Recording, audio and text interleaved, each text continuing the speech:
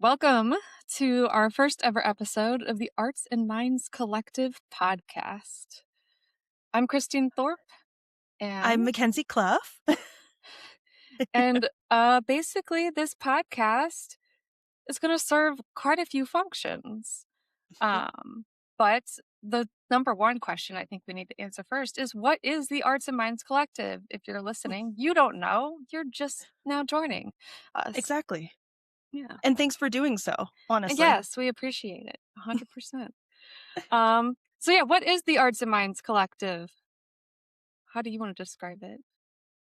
Oh man, should we Yeah. I wonder if we should do we take a step back and talk about like 2 years ago the Oh, ideas that we had and how this brainchild came to be?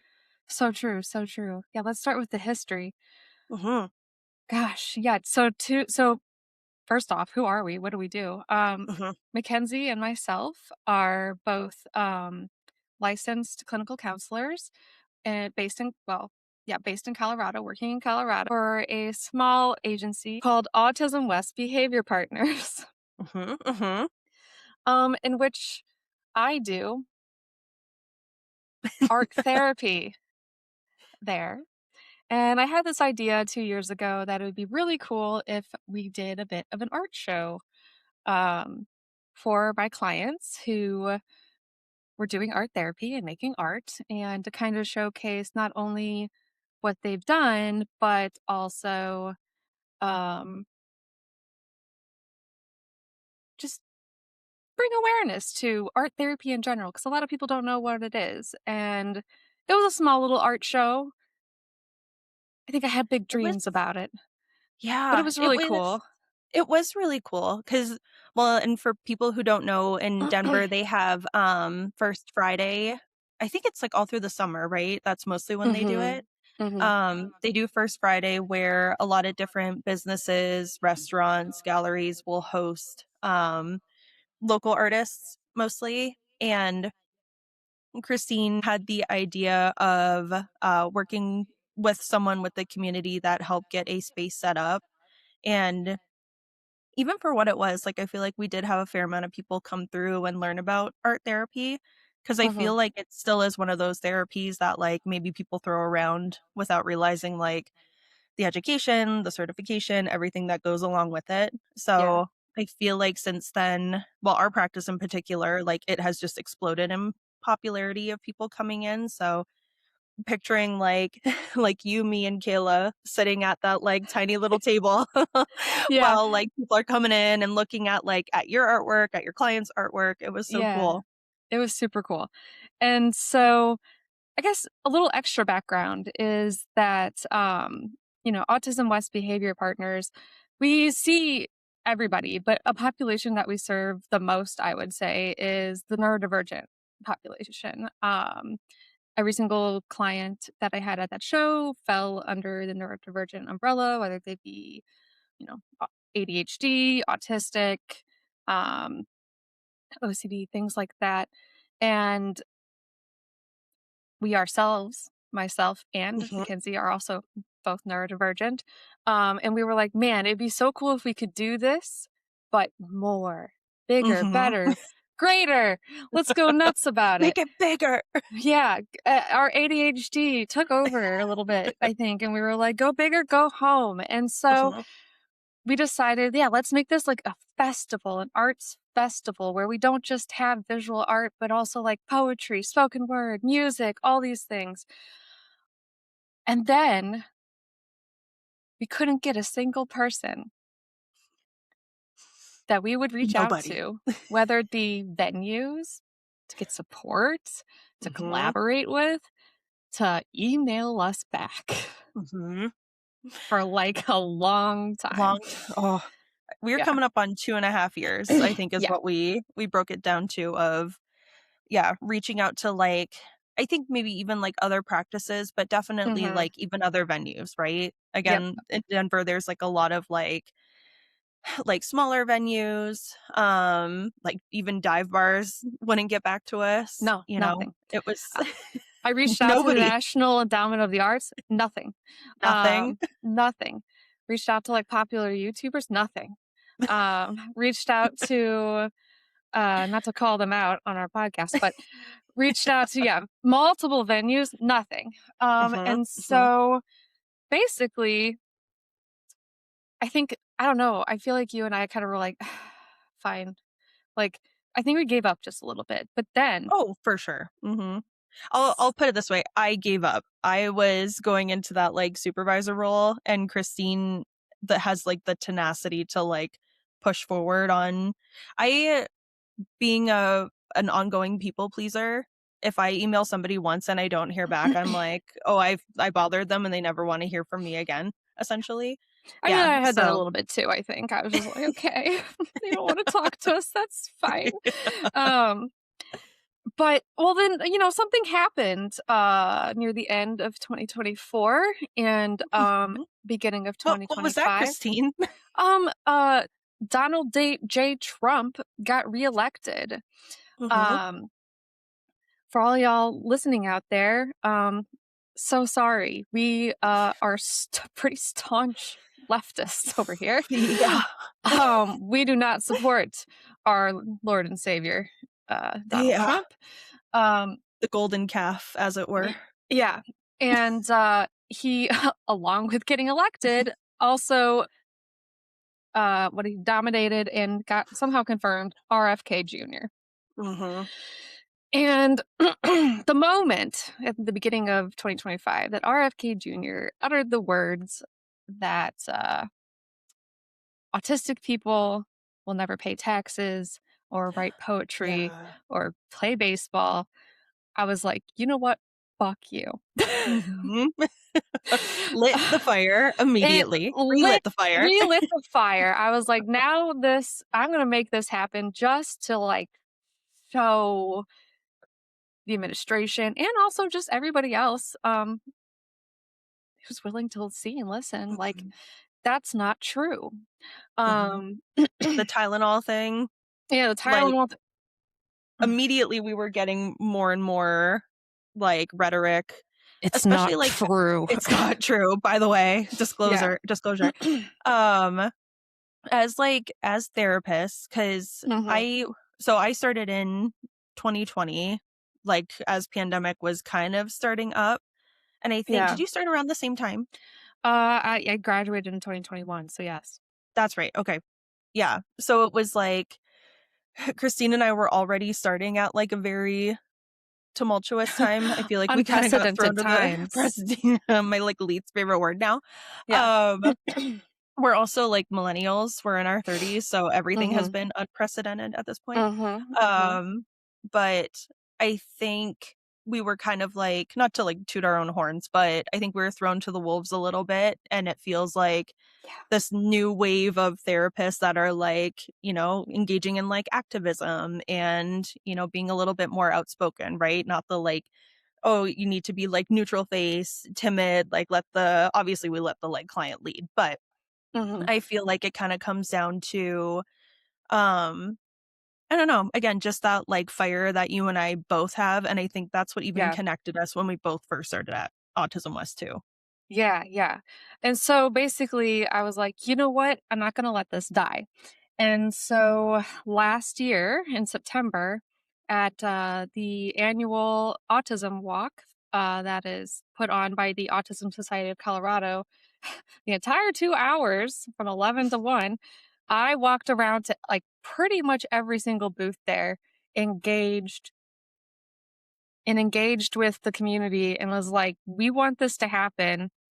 Are you willing to work with us, like to work with me Mhm. and see if this happens? And of course, people immediately were like, well, we don't have the funds to like, I Mhm. was like, no, no, no, that's not like, I just want to see if like the community is willing to try to make this happen. Mhm. And I got a really good response. And then the Autism Society of Colorado, who I've been persistent with, because everyone keeps telling me I shouldn't say it, annoying. But Correct. yeah, Right. who I've been persistent with for the last 2.5 years to kind of try to get on board and be like, hey, like, let's do this. Um, finally were like, you know what? Yeah, let's do this. And I think the major selling point was, along with in 2025, along with the rhetoric and the comments that were made, funding was cut. Hmm. Like, A lot. yeah, funding was cut majorly. And the Autism Society of Colorado, Trans Center of the Rockies, two really huge, big, important services that really serve our clients and the area received major funding cuts, and they couldn't provide the same services Hmm. that they could before. Um, and so we were like, well, you know what? Let's also make this a fundraiser. It became a very much like help me help you.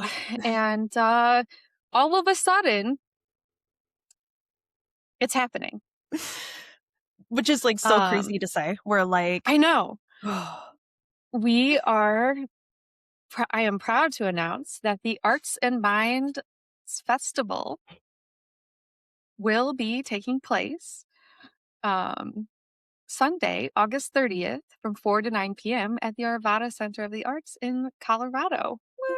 yay! Wow. Um, and we already have a bunch of artists who want to participate. I have, yeah, the fact that like we even have a place, a venue, and it's going to Mhm. be co-hosted by us at with the Autism West Behavior Partners, the Autism Society of Colorado, and Trans Center of the Rockies.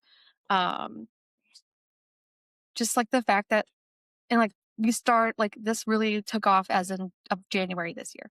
Like, the fact that it's Yeah. just like, boom, it's happening. Mhm. Has been crazy. And so that's where we kind of came up with this idea of, like And I think the other cool thing, so like obviously like we're having our coworkers be a part of it, like mhm, clients, basically anybody from the community, yeah, even local bands, mostly like I think at this yes, point it's a lot of like indie rock bands and then um I'm trying to remember one of our coworkers, I think, like, showed interest in playing as well, and I right now I can't remember what, like, style of music it is, but, it's mhm. not like, it's not like one of those, obviously, lineups where you're gonna have, like, Lady Gaga's headlining. It's more so, like, It's all gonna be very local. very Um, local. but that's the idea though, is to support the local artists in the Mhm. neurodivergent and queer community. And, like, the way we planned out the fundraising is, you know, the artists will have booths or merch tables or whatever, and they get to choose how much of like whatever they make, whatever profits they make from this, how much they want to donate. If they want to donate all of it, wonderful. If they want to donate none of it, also great. Like the idea is to support them. If they want to donate anywhere in between, all or none, then that's wonderful too. And then, we're having an art auction where people are going to submit like pieces to auction and a silent auction. And 100% of the funds from selling those pieces in the auction will go to fundraising. The plan is to have raffle tickets. So, like selling the raffle tickets, sales of the raffle tickets will go 100% to fundraising. And we'll have, like, hopefully, cross my fingers, it's still a a work in progress, but hopefully some cool prizes. Because I've already talked to, like, we're working on getting like local businesses to donate things, local practices. Like I was talking to one therapist, I was like, yeah, like our practice could donate, like buy something and then Mm. like donate it. And I was like, that's such a good idea.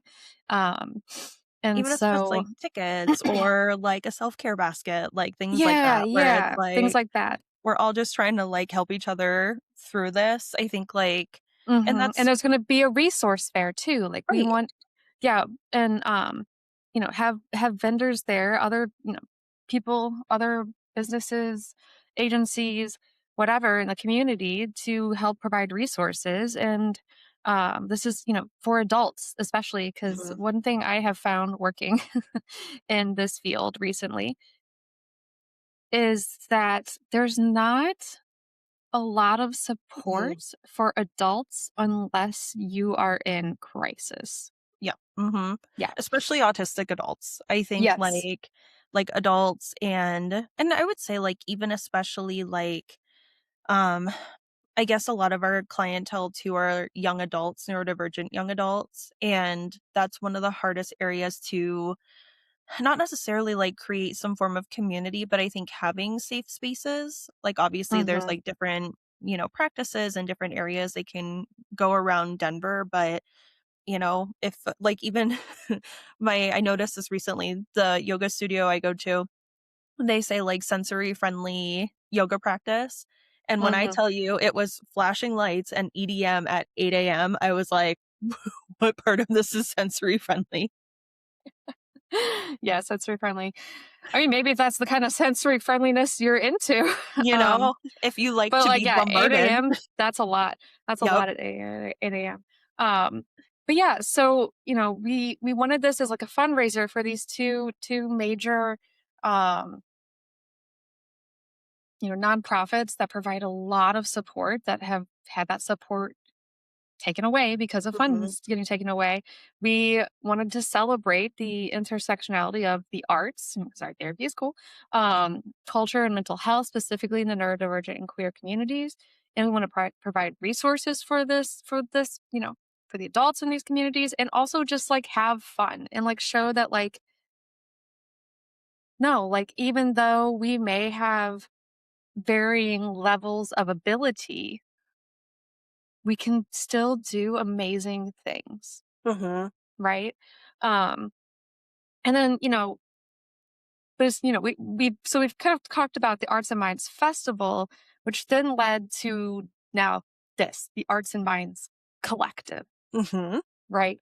And so you're all probably like, yeah, Arts and Minds Festival, Arts and Minds Collective. What's the connection?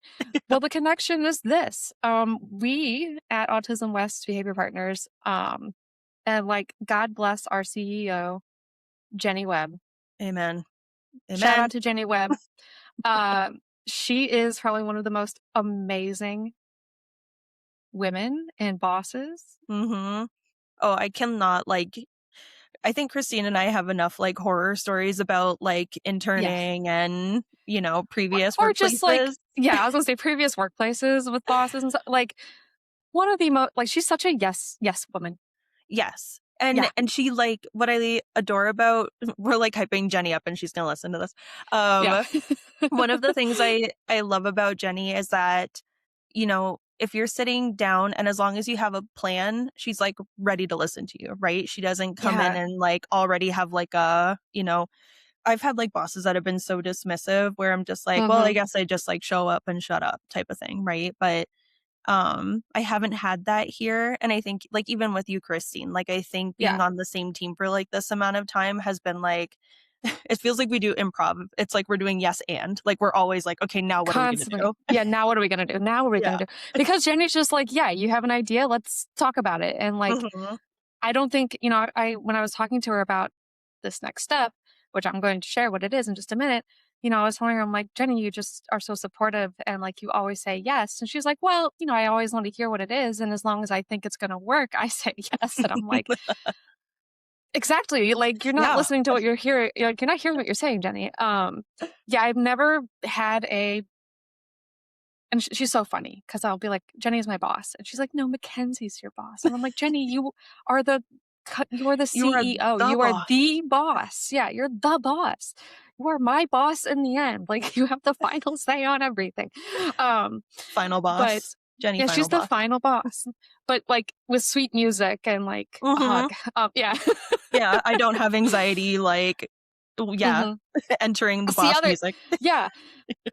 Yeah, no anxiety entering this boss music. It's just like, "Oh, we just need to talk." And then, like, when me and Jenny do talk about important business things, the first, like, 15 minutes is just talking to each other about our lives. Mhm. She's like, "How are you doing? How's that going?" I'm like, "Okay." Yeah. Um, Oh, you actually care. Thank you. yes, we love you, Jenny. You've really We built do. a We wouldn't wonderful be here without space. you. So true. Yeah, we're gonna have to make sure she definitely listens to this, so then she I will be know. like, "Oh." Um, We're trying to make you cry. yes.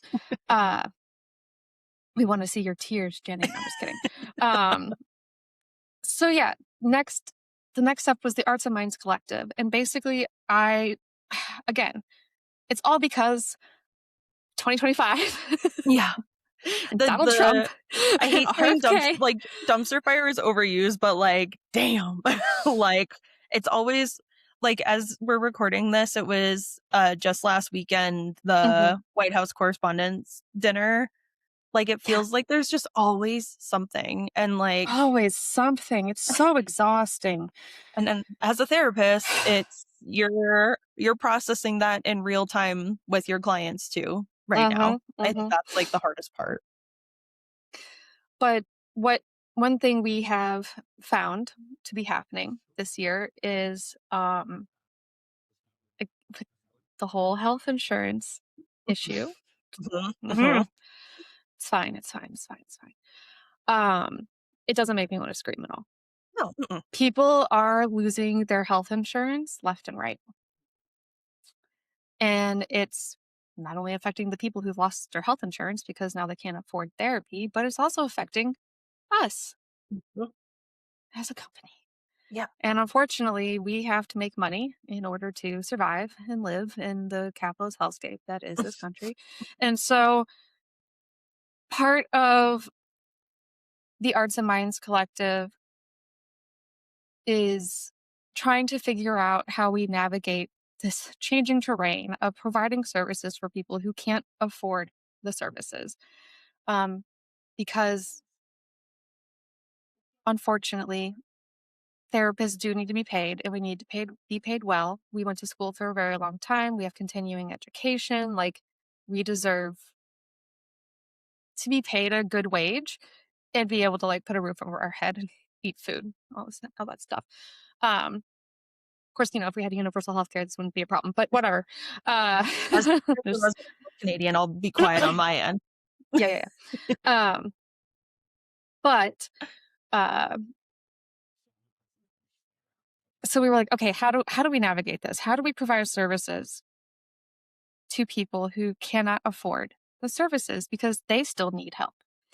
And basically, I came up with the idea of making a 501c, which is actually named the Arts and Minds Collective. And the goal of the 501c is to, well, not only for us to get funding for future Arts and Minds festivals, because it's out there, people. There Mhm. are grants. You Um, you've given us a yes. You can't stop us now. yeah, you can't stop us now. It's definitely going to be happening. For not so not only be able to have us be able to apply for grants, because most grants you need to be a nonprofit, a 501c, but also apply for funding to provide no or low cost therapy for people who have lost their job. Another thing that's been happening a lot in the last year, Yeah. people have lost their insurance. Another thing that's been happening a lot. People who maybe like they have a job, but they can only work part time and so they don't qualify for benefits. Or maybe like they do qualify for benefits, but their benefits are way too expensive. Like they can't afford it. Mhm. And they make too much money to qualify for Medicare or Medicaid. And a lot of people also are being losing their benefits through Medicaid as well. Mhm. Um Especially immigration, like dreamers, birthright, citizenship, all of it is mhm, being and that affects, like well, and we can get into it, but, like, Christine was in Colorado, now in Missouri, but we get, like, I think I think it's still very similar perspectives of, like, mhm. um, how it's affecting not just, like so say, for example, yes, if we're, like, struggling in Colorado, it's one thing, like, we have the resources and whatnot, but, like, of course, as you go to, like, different states, like, I think Colorado is, like we've said, one of the safest states you could be in right now. And we're Yeah, hoping that Missouri's a something like completely this different. yeah, right, and I feel like my hope is that, like, it would continue or that it would spread eventually, right? Because Mhm, mhm. maybe if we happen to have somebody listening from, like, a southern state where it's like, "Yeah, this sounds all fine and good, but you guys are protected where you are," right? So, Right. I feel like as long as, like, the conversation continues and, like, we keep pushing for stuff like this, obviously, I'm, like, Mhm. always cautiously optimistic, but it would be nice to have that, like, kind of grassroots camaraderie, essentially, in order to, like I don't know, just I feel like the whole, like, "We won't go away quietly" thing, right? Where as Yeah, long as you're making noise. right.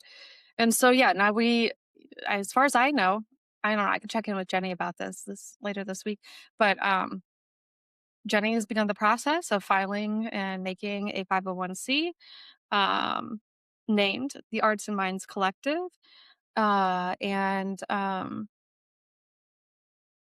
hopefully that'll be started come by, like, June.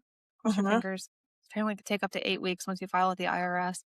Um, and yeah, and then we can start looking at getting funding for all these things. Unfortunately not for this year, but next year. Mhm. Um, it's a it's a slow process, unfortunately, and but the goal is to continue to help people and support people and um yeah, this kind of like grassroots movement of like I don't know, I think we get so caught up in the like I'm just one person. What can I do? And it's Right. like, Mhm. yes, you are just one person. What can you do? And also like I was just one person with honestly, this whole thing has really gotten in my head. I was just one person with hope and a dream. And then I just decided not to let it like go away.